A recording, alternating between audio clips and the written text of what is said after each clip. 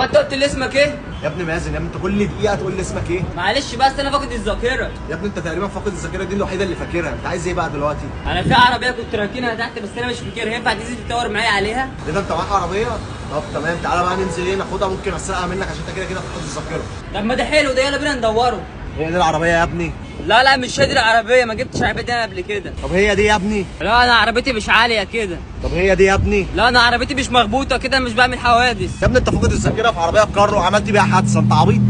لا مش فاكر، انا مش فاكر. يلا ندور على عربيات تانية. دي؟ لا انا عربيتي مش حمرا. طب دي؟ لا انا عربيتي مش بيضة. تبقى دي؟ لا عربيتي مش غاليه. طب دي؟ لا انا عربيتي مش صفرا. قول دي والنبي، قول دي والنبي. ايوه هي دي. هي صح هي. بس كان نفسي اقف تحت بس للاسف مش هي. طب هي دي؟ ايوه شبه دي كده بس تحت رجلها سودا مش بيضة. يا عم ماشي، خدها عند اي سمكري يظبطها لك. ماشي ناخدها وقربنا لله. طب ما بديهاش بقى.